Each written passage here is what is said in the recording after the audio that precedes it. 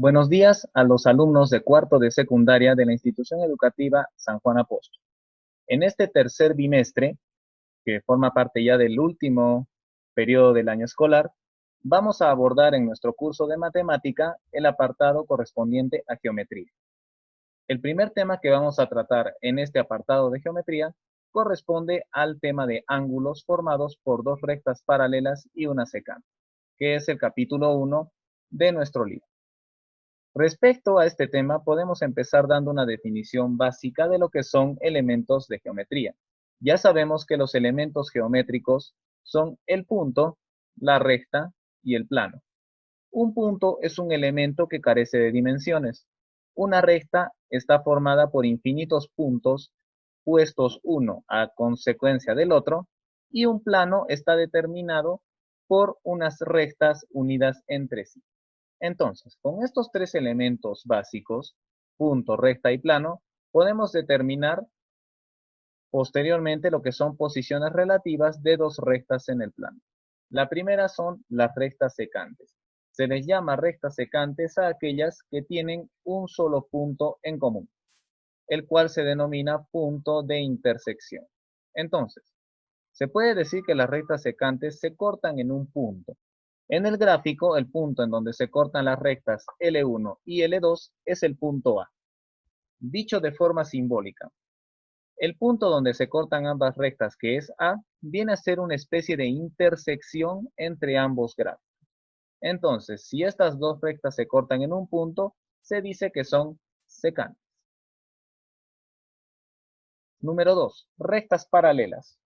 Las rectas paralelas son aquellas que, estando contenidas en un mismo plano, no tienen ningún punto en común.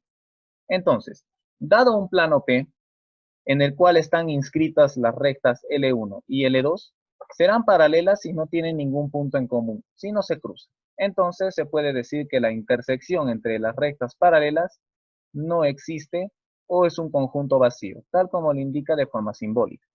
Entonces, serán rectas paralelas L1 y L2 si no comparten ningún punto dentro del plano. Pasemos, ahora que conocemos lo que son rectas, a lo que son ángulos. Los ángulos están formados por un punto llamado origen y dos rectas que parten del mismo origen. En este caso, dentro de los ángulos, veamos algún tipo de ángulos que corresponden a los que están puestos entre paralelas. Los ángulos correspondientes se llaman también ángulos congruentes. ¿Congruentes por qué? Porque su medida va a ser igual. Tal como lo tienen en el gráfico, si L1 y L2 son rectas paralelas, los ángulos alfa y beta tienen el mismo valor, es decir, son iguales. Solo si las rectas L1 y L2 son paralelas. Ángulos alternos. Los ángulos alternos son de igual medida. También entonces son congruentes. Si L1 y L2 son rectas paralelas, los ángulos alternos alfa y beta poseen la misma medida. Importante esto. Alfa puede estar al lado derecho o izquierdo y beta también, viceversa. El asunto es que ambos estén en lados opuestos.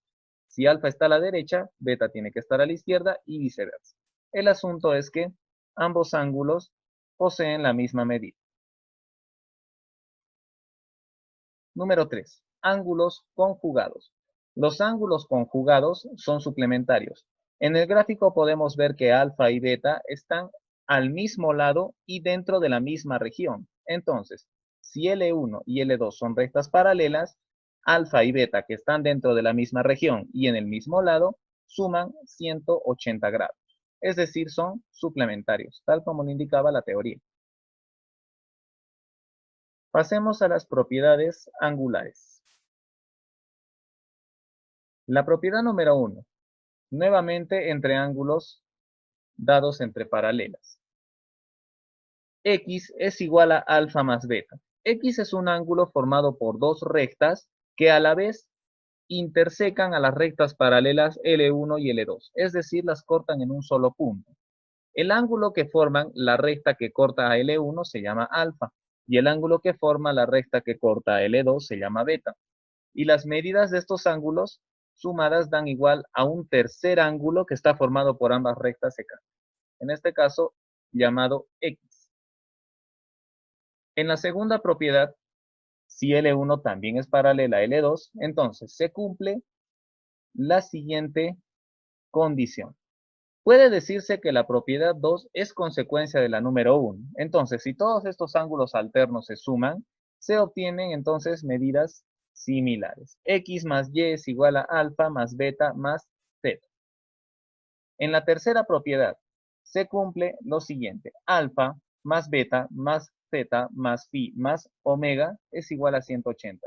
Quiere decir que todos los ángulos parciales que están dados entre paralelas son suplementarios entre sí, es decir, que sumados dan 180 grados.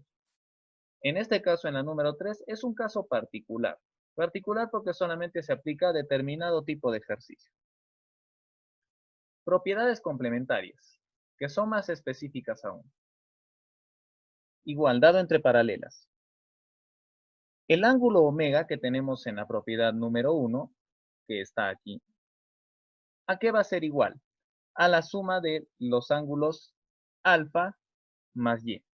Alfa, entonces, el ángulo que forma la recta L1 con la recta secante, y L2 es el ángulo que forma, Y es el ángulo que forma la recta L2 con la recta secante. Y el valor del ángulo omega es la suma de los otros dos ángulos. Entonces tenemos aquí la relación.